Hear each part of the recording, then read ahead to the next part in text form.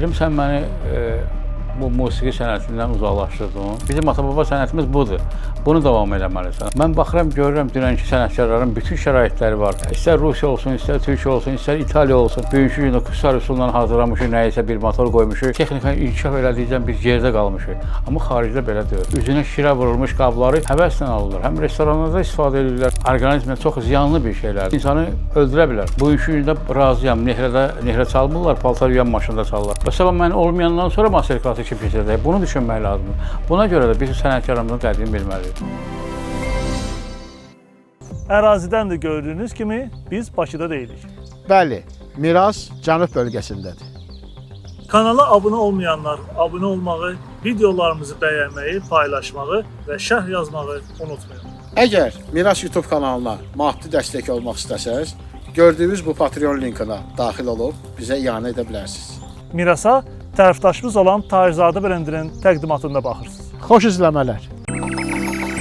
Bu hekayə dəyərini min illərdən gələn mirasdan alır.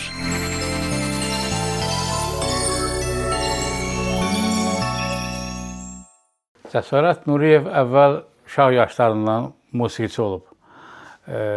İonika deyirlər həmən vaxtları. Bizim tanınmış gitara sənətçimiz Rəmiş bəylə Masallıya hər dəfə gələndə deyir, məni cəsarət müşayiət eləsin. Sonra elə oldu ki, atam çağırdı yanına, dedi, bala, biz tarixən əvvəldən bizə miras qalan duluzçuluq sənətini yaşadırıq. Mən də sənə çox güvənirəm ki, sən bu sənəti yaşadacaqsan. Elə oldu ki, aralandım mən musiqidən. Uşaqlar bugünkü gündə davam edirlər musiqini. Mən qayıtdım duluzçuluq sənətimizə, qədim sənətimizə. İndi bəzi yerdə şex yazırlar, mən də şex yazmışam. Amma əvvəlki adı duluzçuluq sənətinin işlədiyimiz yerin adı karxana idi. İşlədiyimiz yerin adı karxana olub. Babam da bu sənəti işləyirdi. Mən öyrənəndə uşaq idim. Babam çox qoca kişi idi. Gəlib qapıda durardı. Uslu qoyardım, oturmazdı. Deyədim, mən elə buradan elə belə də baxacam. Çox qəşəng işləyirsəm, xoşum gəlir. Uşaq idim. 20 qəpik qoyub gedirdi o vaxtki pulla. Nəsə belə o vaxtdan cəsarət elə duluzçu kimi də. Düzdür, mən taxta işləri görürəm. Başqa bacardığım sənət növləri çoxdur. Amma şəxsən məni duluzçu kimi tanıyırlar. Duluzçuluq sənətini mən deyərdim ki, bacaran sənətkar digər sənət növlərinə keçid almaq üçün heç bir problemi yoxdur. Hətta mən eşitdiyimə görə Yaponiyada binaların tikilməsində, hündür binaların tikilməsində bizim duluzçuluq sənətindən istifadə edirlər ki, hansı ağırlığı, hansı yükdə necə və neçə dərəcədə saxlaya bilər. Birinci onu gildən hazırlayırlar, balaca maşetini. Onun tam dəqiqləşdirəndən sonra böyük maşetlərini hazırlayırlar. Bəli, duluzçuluq sənətini bacarandan sonra digər sənətlərə keçmək rahatdır. O cümlədən də musiqi. Musiqi, mən rəssamlığı da bacarıram. Yəni, rəssamlıqla da işləmişəm. Məktəb dövründə 1-ci sinifdən 10-cu sinifə qədər sinifimizin rəssamı mən olmuşam. Bütün bunlar hamısı bir-birinə bağlılığı var. Elə rəssamlıq özü də qədim sənətdir, musiqimiz də qədim sənətdir. Musiqi demişkən, musiqi alətinin birinci alət növü keramikadan olub, gildən olub. O, indi biz tütək deyirik, balaban deyirik. Elə formada, girdə formasında, bu digər formalarda keramikadan olub olar. Çətinliyi çoxdur. Çətinliyi bundan ibarət ki, mən deyərdim ki, birinci növbədə çətinliyi bundan ibarət ki, o bir var, gedirsən, yol getdikcə genəlir. Amma bizdə duluzçuluqda getdikcə yol sanki daralır, qısalır. Qorxudan budur. Yəni ki, uşaqlar öyrənmək istəmirlər. Deyirlər ki, ata, sən bu boyda zülmü çəkirsən, yəni bunun marağında olan yox ki, sən bu zülmü çəkirsən, sən emalatxan yox səviyyəsindədir. Balaca bir yerdir, 3-4-də peç, normal peç əvvəl-axırı əmələ gətirə bilmirik. Mən xaricdə festivallarda iştirak edirəm və orada görürəm, olub 2004-cü ildə Yekaterinburq şəhərində, Rusiyada mən keramika üzrə birinci yerə çıxmışam. Yəni, keramika yarışmasında, palçıq yarışmasında birinci yerə çıxmışam. Mən baxıram, görürəm, dünənki sənətkarların bütün şəraitləri var.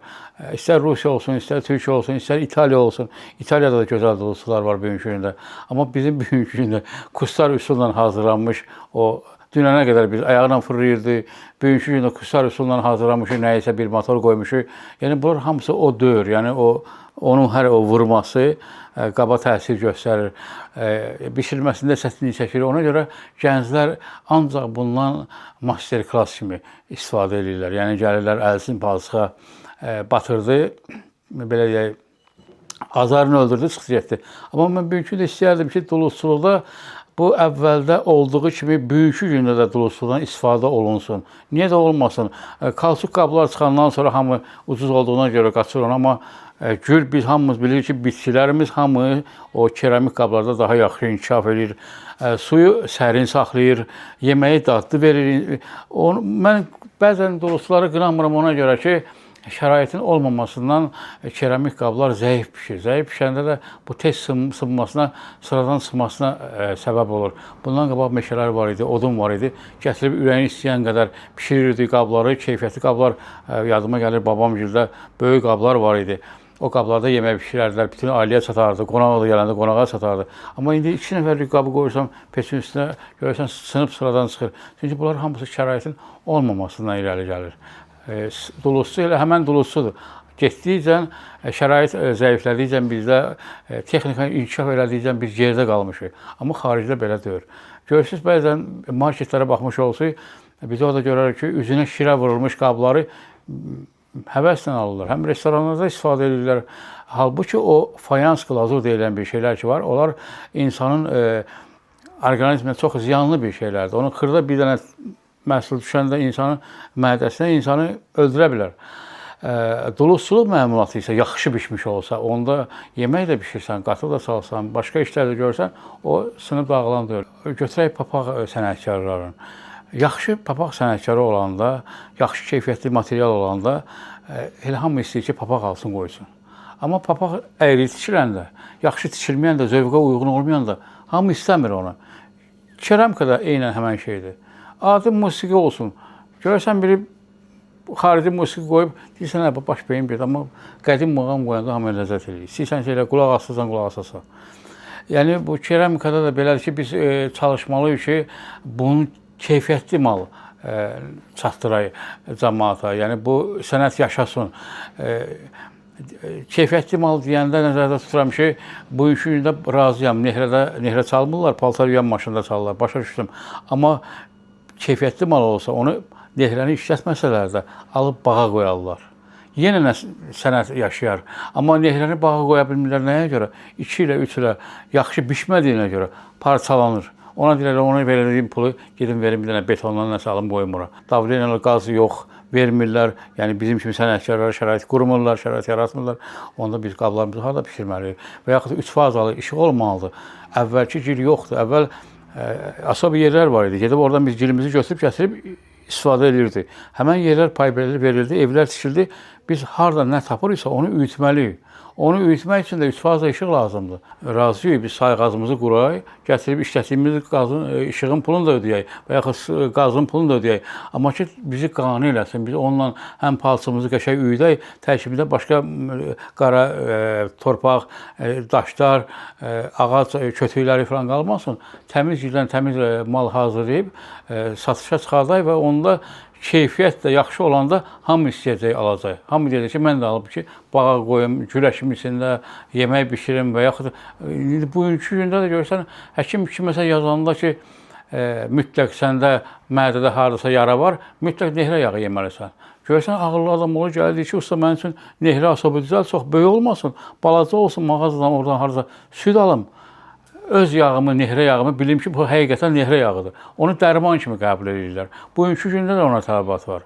Az da olsa var. Yəni bu sənəti hələ tam əlimizdən çıxmayıb. Onun hələ bizim kimi sənətkarları var. Yəni uşaq da işləyir, balacası da bilir, həvəsi də var. Deyir, ata mən bilsəm bu sənətlə dolana bilərəm, işləyərəm. Master klass yeri açmaya nə var ki, mən gedim bir dənə yer götürüm arendiyə və yaxud da həyətimdə. Master klass keçirdim, ondan dolanacağım. Və sabah mən olmayandan sonra master klassı kim keçirəcək? Bunu düşünmək lazımdır. Buna görə də biz sənətkarlarımızın qədrini bilməliyik. Mən olduğum şəhərlərdən Rusiyada, Türkiyədə, Kirgiziyada, Türkmenistanda, bir çox şəhərlərdə, bəlkə də hansısa şəhər indi yadıma düşmədi. olmuşam. Onlarda bizdən fərqli olaraq sənətdən bir balaca anlayışı olanın şəraitini qururlar dərhal. Məsələn, götürək Türkiyəni. İzmir şəhərində, orada Mənəmən bölgəsi var. Ən çox dulusçuların sıx birləşdiyi yer oradır. Mən 4 il ard-arda orada Mecnunlarla festivalda, uluslararası festivalda iştirak eləmişəm. Axırıncı və 41 ölkənin içində Azərbaycanı təmsil eləmişəm. Orada yəni mən maraqlanmışam onların həyatı ilə, onların emalatxanaları ilə, yaşayış tərzi ilə. Onların hamısı təmin olunub, xırda iş görən üçün xırda peçlə, böyük iş görən üçün daha böyük peçlə. Baxırsan, görürsən ki, bu mənim tələbəmdən də zəifdir. Mənim də bugünkü gündə də tələbələrim var. Onlardan da zəif işləyir, amma bütün şəraiti var. Amma mən orada məndə soruşurlar, usta səndə o da vəziyyət necədir? Deyirəm, super, hər şey var. Bütün. Amma onlarda dəzgahlar var ki, dulus dəzgahları Germaniya buraxır. Şimpodadır. Sonra Rusiyanın buraxdığı var Medic. Hamısı onlar mil kimi fırlanır. Ürəyin istəyən qabı onun üstündə hazırlaya bilirsən. Amma bizdə elə deyil. Bizdə kustar üsulundan hamısı takarni stanoklar köhnədir. Hamısı nə qədər yondurursansa üstü görürsən ki, balansını verə bilmirik. Harasa biraz amma bütün bunlara baxmayaraq baxdığım digər Qazaxıstanda olsun, Qazaxıstanda doğrudan olmuşam mən orada, Kirgizistanda olsun, Özbəkistanda olmuşam. Onların şəraitləri, yəni bizə baxanda etiraf eləmək lazımdır ki, çox üstündür. Bizdə mənim yadıma gələn 50-dən yuxarı dulusçular var idi. Masalın köhnə bazarında kruq belə dayanırdı. Hamısı böyük qabları arxadan, nehrələr, sonra nehrə boşaldan deyirlər. Nehrəni çalandan sonra boşaldanlar və getdikcə piti qazanları, piti qabları, onda da qatı qabı yox idi. Piti qabında dayanırdı. Almaq istəyən, məhsul almaq istəyən girirdi həmin kruqa. Baxırdı, hangidən nə bəyənirdisə, onu alıb çıxıb gedirdi. İndi həmin bazarda 3-4 nəfər oturub alverçilərdir. İşləyənlər də ki, öz evlərində. İndi də 10 nəfərdən yuxarı olar. Bizim Əlşivan qəsəbəsində 10 nəfərdən yuxarı olar. Xırda qablar, onlar bizim kimi böyük qablar bacarmırlar. Xırda qablar işləyirlər. Yəni, bugünkü gündə hələ də Lənkəranda o bayram qabları deyirlər. Hər il Novruz bayramında qırmızı rəngdə rənglənir. O moddan düşmür və o düşməz də, ona görə düşməz ki, onu əvvəldən yaxşı fikirləşiblər. O Novruz bayramında onu bir dəfə aldın, içini su ilə doldurub, səpməlisən 20-sindən 21-nə keçən gecə. Sonra o qabı sındırmalısan. Yaxşı qanundur. O gələni yenə almalısan. Ona görə o elə onunla da davam edəcək. Dulusçuluğu mən bu aradan çıxması ilə, sıradan çıxması ilə bağlı atama sual verdim. Dedim, sən məni bu musiqi sənətindən uzaqlaşdırdın. Dedim ki, bu sənət yaxşıdır. Yəni, yaxşı deyəndə, yəni ki, bizim ata-baba sənətimiz budur. Bunu davam eləməlisən. Hər sənət yaxşıdır özünə görə. Bizim sənətimiz isə budur. Bunu davam eləməlisən. Mən sual verdim ki, bəs bu sənət görürəm də, yəni yavaş-yavaş yox olma üzrədir. Dedi, narahat olma ona görə. Bu qab moddan düşəcək, digər bir şey çıxacaq ortalığa.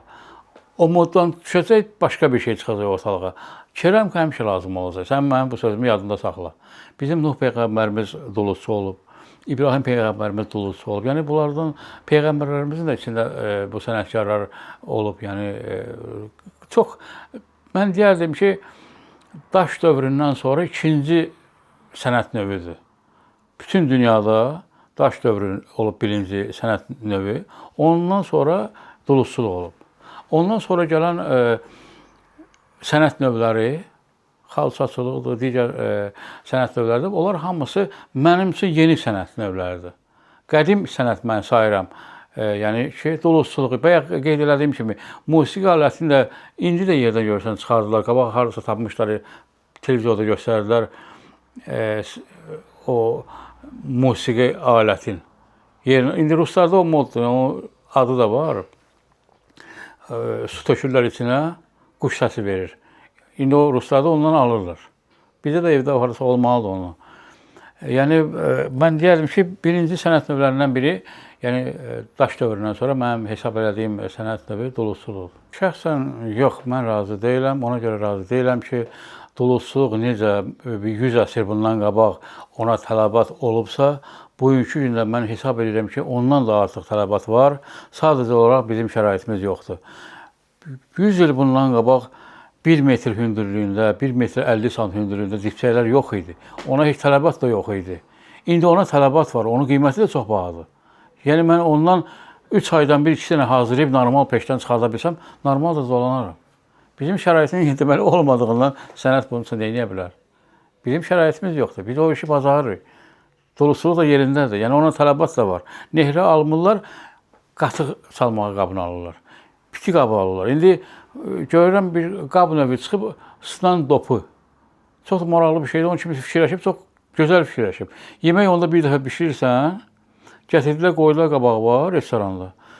Onu sındırmalısan, yeməyi yeməlisən. Çox gözəl bir şeydir. Qəşəng də fikirləşiblər. Sınan dopu. Götürdə yazsınız, sınan dopu çıxacaq orada.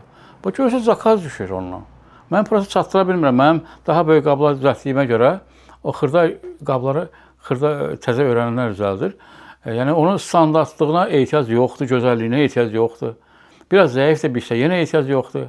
Bir dəfə yemək bişir. Yemək bişdi, gəldi su süfrəyə, vurdun, sındırdın, yeməyi yedin, qabı atdın ona. Artıq bu il hiss elədim ki, 41 ölkədə məni tanıyırlar. Yəni festivaldan hiss elədim. Facebook səhifəsində də izləyirlər məni, digər səhifələrdə izləyirlər və rayonda hörmət qoyurlar, bir ağsaqqal kimi, sənətkar kimi. Bu mənim elə uğurumdur, insan da özü ilə elə buna aparacaq. Yəni hamı tanıyır məni halal adam kimi, kiminsə malına bu günə kimi göz dişməmişəm. Öz əziyyətimlə 3 dənə uşaq, 3 dənə saldat böyüdürəm. Yəni belə bunlar elə özü mən hesab edirəm ki, uğur deməkdir. Dolusu da olsam, atamın işlərini təkrarlayıram, atam babamın işini təkrarlayır və bu sual məni düşündürdü. Dedim ki, özümün yaradıcığım bir şey olsun. Yəni ki, bu qabı imeni mən yaratmışam. Bu ikinci bir yerdə yoxdur bununla. Biz həm də güllə məşğul olduğumuza görə mənim məlumatım var ki, elə güllər var ki, bəlkə də işlərsə adı küsəyən gül deyirlər. Əl toxunanda küsür. Elə gül var ki, əl toxunanda yanır, sıradan çıxır. Buna görə mən həmən qab barəsində qəzetdə də yazıblar. Qəzet məndə harasa o da qalmalıdır evdə. Qəzetdə də yazmışlar. 3 başlı və bir su dolçasına bənzər bir onu gülləri sulamaq üçün yer. Elə bir qab yaratdım. Yəni 3 fərqli güləşmək olar. Yəni bu 3 dənə də ola bilər, 4 dənə də ola bilər, 1 dənə də ola bilər. Yəni gül küsürsə dəymirəm sənə. Səni buradan əkirəm, suyu böyürdən verirəm. Yəni ona da su vermək üçün yer qoymuşdum və o çox bəyənildi. O festivalda Bakıda çox bəyənildi. Bekar vaxtım oldu. Çıxdım baxım ki, nə gətiriblər o sərgilərə. Mən də təbii ki, dəzgah aparmışdım, gil aparmışdım ki, orada qablar düzəltməyə. Gördüm mənim atamın nehrəsi. Kimsə gətirib qoyub orada. Şəkil də var məndə. Instagramda paylaşmışam. TikTokda da var. Bəlkə də baxmış olsa, o da birinci. Biz həmən o qabın ağız hissəsindən baxanda hiss edirik ki, bu hansı ustanın əl işidir. Baxanda bildim ki, mənim atamın əl işidir. Bir cavan oğlan gətirmişdi onu. İndi mənim atam 2000-ci ildə rəhmətə gedib. Bu nehrə bundan miras qalıb, bu cavan oğlandı. 26 il buradan eləyir. İndi 4 ildə, 5 ildə ondan qabaq onun valideyni bunu almış olsa, gəldi çıxdı 35 il. Dedim, qardaş, siz bir dəqiqə olar mən bu nehrənin əvəzinə sizə başqa nehrə verim. Üstündə bir dənə də başqa bir hədiyyə verim. Lap 2 dənə başqa hədiyyə verim. O nehrəni mənə verəsiz. Bu dedi, yox, əmi, onu mən çoxdan saxlayıram, bizə miras qalıb, nə bilim, kimdən. Dedim, bilsən necədir? Bu nehrəni mənim atamın əl işidir. Mən ona görə istəyirəm. İstəyirsən pul verim alım səndən bunu. Ona görə istəyirəm ki, insan yaşayanda bilmir ki, mən bu dünyadan köçəcəm, mən miras nəsə bir şey qoyum, saxlayayım. Ki, gələcək nəsil bunu görsün və yaxud bəlkə övladlarım baxmaq istər ki, mənim babam hansı işi görüb. Ona görə mən bunu ehrəni istəyirəm də, bunun yamanı vazalar verim sənə, ürəyin istəyir verim sənə. Bunu dedi, mümkündür. Sonra mən nəsə kövrəldim, gəldim, telefonu verdim uşağa, dedim, ged o nehrəni çək. Heç olmasa şəkili bizdə qalsın. Getdi, o çəkdi nehrəni gətirdi. İndi o nehrə də qalmasa, onun şəkili bizə miras qaldı.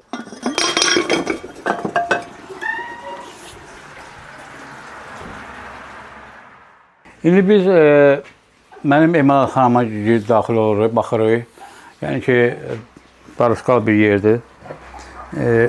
Bu mənim öz ixtiyaramdır. Bu qabı mən ixtira eləmişəm. Balaca bir bəzəkdə burada işləmişəm. Bu gülləri həmən əkirsən buradan və buradan sulayırsan. Güllərə toxunmadan buradan sulamaq mümkündür. Bura bir emalatxana kimi 17 ildir bu fəaliyyət göstərir bura. Bundan qabaq ata ocağında işləmişəm, atamla birgə.